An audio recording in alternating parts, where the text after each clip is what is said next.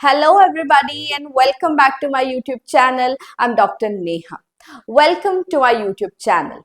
First of all, I would like to thank each one of you for the overwhelming response that I'm getting on my videos. The constant thank yous, the constant ye karwa dijiye ma'am, and the constant motivation that you people give me. So today, here I am talking about another very important essay, that is Tradition and Individual Talent, written by Thomas Stearns Eliot. The essay is very much important when it comes to the NET exam and when it comes to the upcoming Haryana Public Service Commission exam, the subject knowledge test of the subject English. The essay is very much important. The technique with which I am going to approach this essay will be subjective approach. We will talk about the structure of the essay. We will talk about the introduction, body and the conclusion section of this essay, so to help the students who are going to appear for this subject knowledge test in a very subjective way, very comprehensive way. इस एक video से आज आप समझ पाएंगे कि answer का structure कैसा होना चाहिए, choice of words, vocabulary, quotations और छोटी छोटी चीजों का ध्यान हम कैसे रखें. I have myself written behind my screen this essay. I have finalized myself the major pointers that should be there in your knowledge and in your exam paper. तो ये essay बहुत ही original होने वाला है, इसकी understanding बहुत ही ज़्यादा comprehensive होने वाली है. So without much ado, let us get into the video. The first section of your answer should be the introductory section. Net के लिए important है क्योंकि ये आपको well in detail information देगा एक important essay की जिस पर question by and by पूछे जाते रहे हैं. So tradition and individual talent is in itself very much important when it comes to the understanding of the modern literary criticism, when it comes to the understanding of the literary comprehensions of T.S. Eliot. So आप अपने answer की शुरुआत करेंगे बता करके T.S. Eliot कौन है और इस ऐसे के मेजर पॉइंटर्स क्या हैं, बिकॉज हमारे पास वर्ड्स 250 to 300 वर्ड्स ही रहने वाले हैं, तो हमारी अंडरस्टैंडिंग भी बिल्कुल एक्यूरेट होनी चाहिए और हमारा वे ऑफ एक्सप्रेशन भी एक्यूरेट होना चाहिए कि दीज आर द पॉइंट्स जिन्हें हमें एक्सप्लेन करना है. आप पेन एंड पेपर साथ लेकर के बैठिए, नोट डाउन कर सकते हैं और आप एंड ऑफ दिस वीडियो में देखेंगे कि मेरा एक आंसर प्रिपेयर हो गया. So this will be my technique. So tradition and individual talent का इंट्रोडक्शन कैसा होना चाहिए. The essay tradition and individual talent, this essay first of all should be in the double quotation marks because this is a small piece of work. This is an essay, a critical essay. So the essay has been written by T.S. Eliot. He is a noted poet, playwright and critic.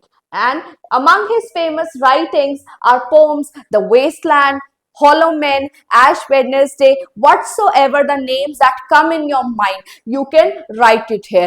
But we be very much accurate to double underline it or to put it in double inverted commas.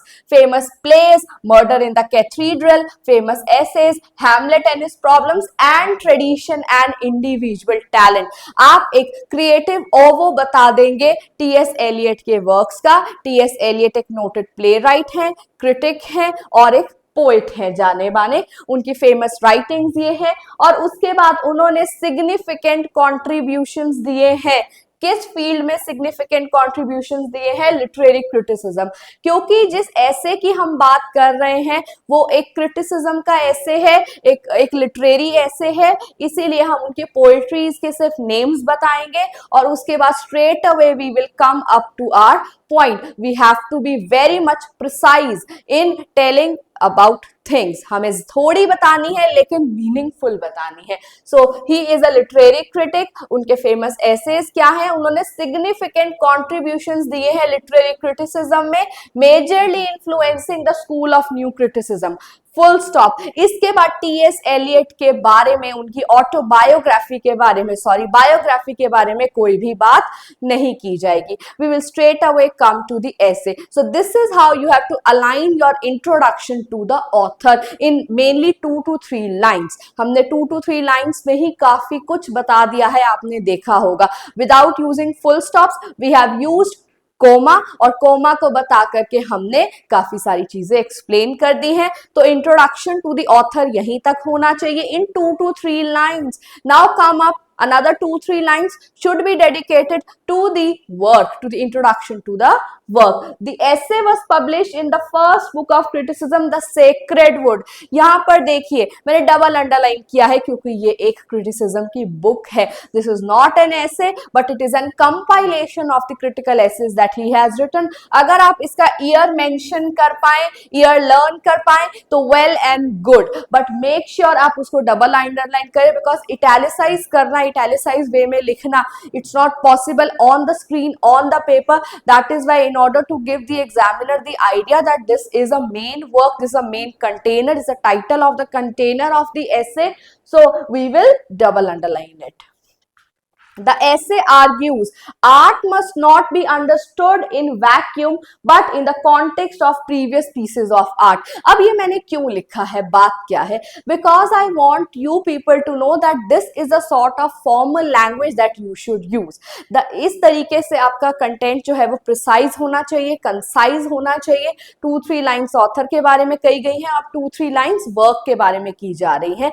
तो इस ऐसे में T S. Elliott argue करते हैं कि हम art को vacuum में नहीं समझना है but in the context of the other pieces of art. अगर मेरे स्टूडेंट्स ये ऐसे ऑलरेडी पढ़ चुके हैं, I really appreciate that, but इस वीडियो को एक क्रिटिकल स्टैंस की तरह देख करके जरूर से जरूर समझने की कोशिश कीजिएगा कि मैं क्या समझाने की कोशिश कर रही हूं यहाँ पर. तो आर्ट की अंडरस्टैंडिंग इस ऐसे के थ्रू वैक्यूम में नहीं है but in the context of the previous pieces of art. The ऐसे रिकंसाइल्स, आप चॉइस ऑफ वर्ड देखिएगा, यहाँ पर मैं वोकैबुलरी इंट्रोड्यूस कर रही हूँ that should be there in your answer. कोशिश कीजिए वर्ड्स को रिटेन कीजिए, पेपर पर नोट कीजिए. अब ऐसे क्या रिकंसाइल करता है? ट्रेडिशन एंड इंडिविजुअल टैलेंट को.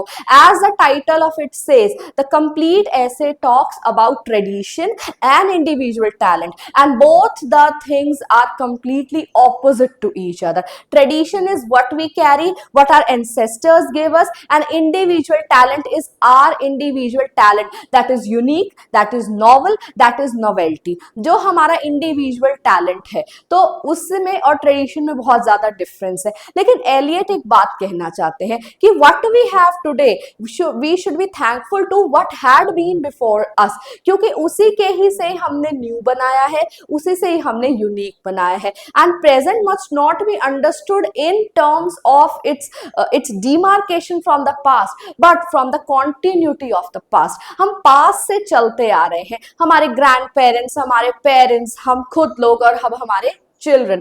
So we form a continuity, we carry the tradition, although we add our sense of modification, we add all our sense of alterations, but tradition alive रहता है. तो इस ऐसे में T S. Eliot has taken up two completely different discourses, two completely different set of ideas. One is tradition and one is the individual talent. But you won't believe it that T S. Eliot has reconciled both of them. Not only जब modern age की अगर हम बात करते हैं तो fragmentation था, एक क्लियर कट डिफरेंस था. This has to be modern, this has to be archaic और this has to be something that is not modern. जैसे कि हाउसेस, आर्किटेक्चर. मॉडर्न एज में जो आर्किटेक्चर फॉलो किया जाता था वो एक सेट पैटर्न था. आज भी हम देख सकते हैं कि इस तरीके के स्क्वायर बैल्कनी वाले हाउसेस हैं, ग्लास बैल्कनी वाले हाउसेस हैं and they are prevalent everywhere. हर नया घर जो बन रहा है वो स्क्वायर शेप में बन रहा है, उसकी बैल्कनी पर ग्लासेस आपको देखने को मिलते हैं, पॉट्स आपको देखने को मिलते हैं. लेकिन अगर हम 20 to 30 इयर्स बैक जाते हैं तो इस तरीके की टेरेसेस एंड बैल्कनीज बहुत ज्यादा प्रेवलेंट थी. तो क्या है, जब मॉडर्न ट्रेंड स्टार्ट होता है तो वो न्यू लगता है, वो नॉवेल लगता है, वो यूनिक लगता है. हम चाहते हैं कि अब इस तरीके के बैल्कनी के घर तो हम नहीं बनाएंगे, हम इस तरीके के घर बनाएंगे, हम एक अल्ट्रा मॉडर्न घर बनाएंगे क्योंकि हम मॉडर्न एज के साथ चलना चाहते हैं. We completely want to break away from what what was traditional and we consider such type of houses as traditional. तो अब पेंट को भी देख लीजिए, वहां के कलर्स कैसे आ गए हैं. We prefer English colours rather than bright colors. तो यहाँ पर मैं क्या कहना चाहती हूँ, tradition and individual talent, they are two set of ideas, two set of different ideas. लेकिन हमारे एलियट ने एक मॉडर्न राइटर हो करके एक एंटायर मॉडर्न काम किया है, एक पोस्ट मॉडर्न काम किया है. He has reconciled both the set of ideas, the modern and the post modern. इन्होंने इस ऐसे के थ्रू ट्रेडिशन एंड इंडिविजुअल को रिकंसाइल किया है. और अपने एक ऐसे में it's is one of the most important, one of the most easiest essays. लेकिन एक क्लू देना चाहूंगी यहाँ पर, मेरे स्टूडेंट्स जो HPSC एग्जाम के लिए जाएं या फिर आने वाले दिसंबर नेट की तैयारी कर रहे हैं, मॉडर्न और पोस्ट मॉडर्न में क्लियर कट डिफरेंस समझ कर जाइएगा. बहुत ज्यादा डिफरेंस नहीं है लेकिन क्लियर डिफरेंस है फ्रेगमेंटेशन के सेलिब्रेशन में और फ्रेगमेंटेशन के लेमेंटेशन में. यहाँ पर बात आ जाती है, modern make it new, novel, avant garde, whereas post modern क्या है, pastiche, collage of the things. You are celebrating each and everything, जहां पर हर तरीके की चीज को इंक्लूसिव बनाया गया है, एक्सक्लूसिव के साथ साथ इंक्लूसिव, ऑल इंक्लूसिव भी बनाया गया है. लेकिन मॉडर्न एज में ट्रेडिशन को, this work is traditional, this work is too traditional. हम ट्रेडिशन को फ्रेज ऑफ सेंशर की तरह यूज करते थे अटैक करने के लिए. अरे ये तो मॉडर्न नहीं है, दैट मीन्स ये न्यू नहीं है, न्यू नहीं है तो दैट मीन्स ये आर्केइक है. तो इस आइडिया से एलियट एक स्टेप अहेड आए हैं और he is reconciling two things. Choice of word देखिएगा, अच्छी वोकैबुलरी है, पेपर पर नोट डाउन कर लीजिएगा. ऐसे reconciles tradition and individual talent. In the process, it reconciles other एंटीनॉमीज. अब चॉइस ऑफ वर्ड्स देखिएगा, इस ऐसे में टू ऑपोजिट थिंग्स को इन्होंने रिकंसाइल कर दिया है. और वो थिंग्स क्या है, timeless and temporal, past and present, permanence and change, knowledge and experience, ideal and the real. So ideal हमारा मॉडर्न थॉट है लेकिन रियलिटी हमारी पोस्ट मॉडर्न होनी चाहिए. यहाँ पर ये मेक इट न्यू मूवमेंट से आगे आए हैं. The essay is basically divided, you should note it down. Video को स्टॉप कीजिए, देखिए, रिव्यू कीजिए और इस make the most out of this video, because मैं एक बहुत ही क्लियर पर्सपेक्टिव से लेकर आई हूं जो आपके आंसर में दिखना चाहिए. अब चाहे क्वेश्चन ट्रेडिशन पर आए चाहे इंडिविजुअल टैलेंट पर आए, ये बातें बताएंगे, बिल्कुल बताएंगे. Each and every point can be added in your answer. Eliot से कोई भी क्वेश्चन आता है, इस ऐसे से कोई भी क्वेश्चन आता है, इस सेक्शन को एज इट इज लिखा जा सकता है. और इस जो सेक्शन मैंने अब तक पढ़ाया है, जो वर्ड्स मैंने अब तक बोले हैं, आई होप मैं जस्टिस कर पा रही हूं. I am not bringing some sort of paper behind and reading it. No, I'm trying to be as comprehensive, as understandable as possible. The essay is divided into three parts. पहली tradition, दूसरा individual talent and third is conclusion. अपने first part में he is going to talk about the concept of tradition, theory of impersonality and third is conclusive in nature. आप भाई साहब ये बन गया आपका पूरा इंट्रोडक्शन सेक्शन. आपने इसका टाइटल क्या है, ये किस में पब्लिश हुआ है, ये कब पब्लिश हुआ है, और उसके बाद इस ऐसे के मेन पॉइंटर्स क्या हैं, एलियट के पॉइंट क्या हैं. चाहो तो मॉडर्न एज के बारे में भी एक दो पॉइंट्स लिख सकते हो, मॉडर्न क्रिटिसिज्म के बारे में, in lieu of new criticism and structuralism को आप ब्लेंड कर कर आप एक लाइन जरूर लिख सकते हैं. सो ये आपका फॉर्म करेगा half of the page and it is very impressive. It will give examiner an idea कि हाँ जी बच्चे ने deep understanding रखी है. और इस वीडियो में आज बात करेंगे ट्रेडिशन के आइडिया की. वो ऐसे नहीं करेंगे कि मैं एक्सप्लेन करूंगी, नो, विद कोट्स, ताकि स्टूडेंट्स ने अगर टेक्स्ट रीड नहीं किया है वो उनके पास रेडी कोटेशंस मिल जाए और उसे वो अपने आंसर में एक्सप्लेन कर पाए. अगर आप अपने बॉडी सेक्शन को आप कोट्स की हेल्प से लर्न करते हैं, suppose you learn 10 quotes, 10 phrases, 10 words that are self-explanatory, तो आपको पूरा ऐसे one shot में learn हो जाएगा. Now come to the body section using the first section, that is concept of tradition. और I would like to add one thing here, why I am making this video. मुझे students की help करनी है, ये तो एक reason है ही। दूसरा, ये आप लोगों की ही रिक्वेस्ट थी कि मैम ये ऐसे करा दीजिए, क्योंकि ये एक इम्पॉर्टेंट माइलस्टोन ऐसे है। और अगर इसी तरीके से आप और वीडियोस और एसेस पोएट्रीज चाहते हैं तो आप कमेंट कर सकते हैं, हम आपकी रिक्वेस्ट को जरूर से जरूर फुलफिल करेंगे। The first section of the essay, the very opening line I have taken up, and you can see this is in quotation marks. अपने एक पेन एंड पेपर लीजिए, कोटेशंस लिखते जाइए, कोटेशन से सारा ऐसे बन जाएगा, सारी आर्ग्यूमेंट्स बन जाएंगी वन ऑन वन की। इसके बाद ये कहा, इसके बाद ये कहा, इससे इस डिस्कशन की शुरुआत की है। तो ये क्लू है जिससे मैं लर्न करती थी और मैं चाहती हूँ मेरे स्टूडेंट्स तक भी ये बात पहुंचे। So first section, the very first section, that is the tradition section, opens up with Eliot remarking that। अब आप एक वर्ड की यहां पर मैं और बात करना चाहूंगी, Eliot said, Eliot says या Eliot asserted, Eliot claimed। अब यहाँ पर सिनोनिम्स भी आपको लर्न कर लेने हैं से का, कि एलियट ने क्या कहा, एलियट ने क्या रिमार्क किया, एलियट ने क्या एजर्ट किया, एवर किया। इस तरीके की सिनोनिम्स को रेडिली अवेलेबल रखिएगा। एक आंसर में आप 3 to 4 सिनोनिम्स भी यूज कर सकते हैं। अब यहाँ पर थर्ड पर्सन की तरह बात करनी है, ही, शी, इट, आई, यू का यूज कम से कम करना है, बट कभी ना कभी आप अवर, वी और दे का यूज कर सकते हैं।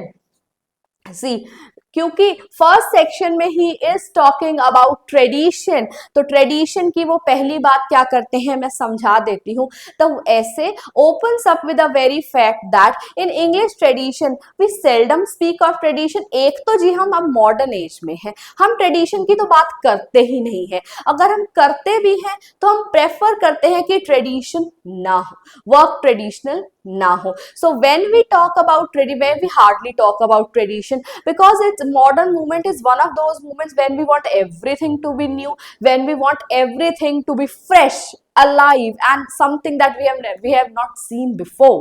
So in English tradition we seldom speak of tradition, and if we speak of tradition we like to deplore its absence। हम चाहते हैं कि tradition तो ना हो। So the very opening line is very much important to bring forth the very idea that Eliot is going to present। So in English writing we seldom, आप इसको note कर लीजिए, कोट कर लीजिए, पेपर में लिख करके आइएगा। So we in English writing we seldom speak of tradition, though we occasionally apply its name in deploring its absence। We use tradition as a form of censure, attack करने के लिए, criticise करने के लिए, भाई साहब इसका वर्क ट्रेडिशन है, इसका वर्क टू ट्रेडिशनल है, ये तो कॉपी पेस्ट कर रहा है अपने प्रीवियस राइटर्स को। See how he is going to develop his ideas, how he is going to bring the long lost respect of tradition back। Eliot himself is a classicist. आपने देखा है, Westland में भी देखा है कि उन्होंने क्लासिक्स को कैसे रेफर किया है अपने वर्क में।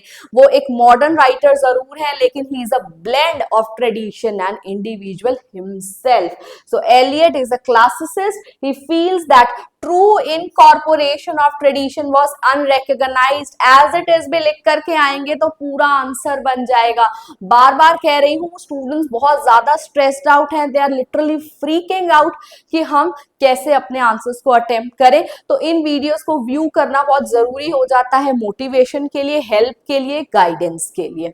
ठीक है, तो ट्रेडिशन की बात वो इस तरीके से शुरू करते हैं कि पहली बात तो इंग्लिश लैंग्वेज, इंग्लिश वर्क में, इंग्लिश राइटिंग में हम ट्रेडिशन की बात तो करते ही नहीं है, क्योंकि जिस वक्त ये ऐसे लिखा जा रहा है, अगर करते भी है तो हम चाहते हैं कि ये वर्क ट्रेडिशनल या टू ट्रेडिशनल ना हो। लेकिन एलियट कहते हैं दैट मीन्स इंग्लिश ट्रेडिशन में, इंग्लिश राइटिंग्स में ट्रेडिशन की वैल्यू को आज तक अनरिकॉग्नाइज रखा जा रहा है।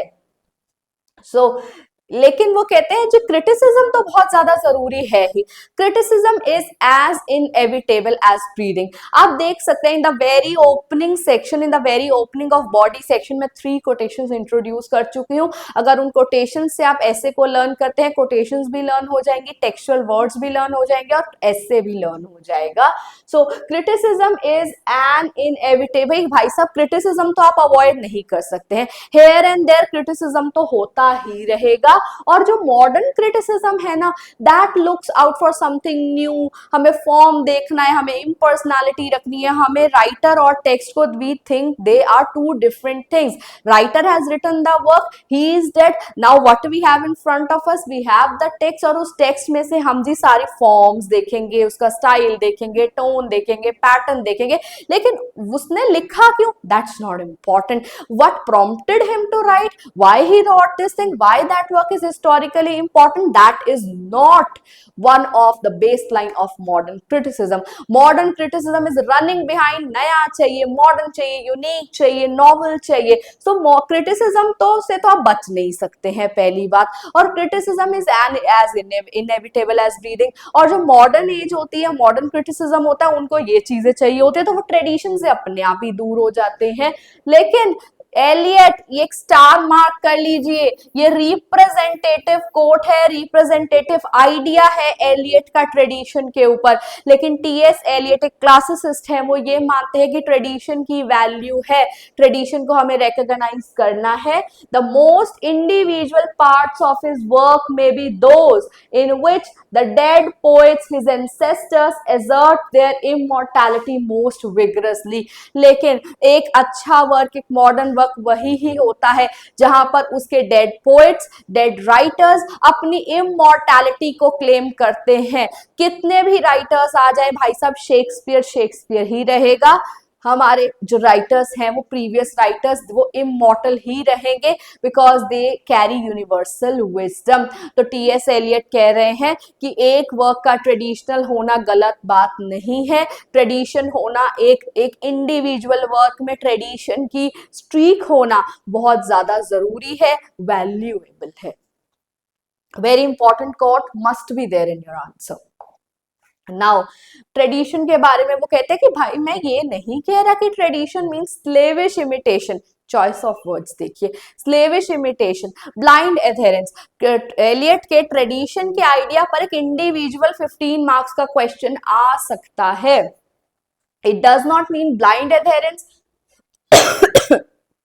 it does not mean slavish imitation, rather tradition is a matter of much wider significance। यहाँ पर मैं आपके लिए पेपर नहीं खोल रही हूँ कि आप नोट डाउन करते जाइए, मैं कोटेशंस, रिमार्क्स उठा रही हूँ, वर्ड्स उठा रही हूँ जो एग्जामिनर को पेपर में दिखने चाहिए। Tradition is a matter of, मैंने कंप्लीट ट्रेडिशन के आइडिया को आपके आगे रख दिया है। एलियट कहते हैं मैं नहीं कहता हूं कि ट्रेडिशन एक स्लेविश इमिटेशन होती है, आंखें बंद कर कर अपने पूर्वजों को फॉलो करना, ये भी नहीं होना चाहिए, ये नहीं है ट्रेडिशन। ट्रेडिशन की वैल्यू बहुत ज्यादा है, ट्रेडिशन की वैल्यू इंडिविजुअल टैलेंट में भी है। इंडिविजुअल टैलेंट में अगर हमें शेक्सपियर की कोई लाइन, जैसे ईट्स की लाइन को यूज किया गया है, थिंग्स फॉल अपार्ट, और जो हमने शेक्सपियर की लाइंस को आज तक हम यूज करते हैं, नॉवल के टाइटल बना दिए जाते हैं, तो वो क्या है, वो ट्रेडिशन ही तो है। Because these are the maestro, those were the maestros, they carry from Homer, Virgil, Theocritus, ये जो राइटर्स हैं, इन्होंने जो काम किए हैं, इनको इसके लिए आज तक उन्हें रिस्पेक्ट किया जाता है। उनको हम स्लेविश इमिटेट नहीं कर रहे हैं, यहाँ ब्लाइंड अधेयर नहीं कर रहे हैं, we are definitely adding our individual talent, we are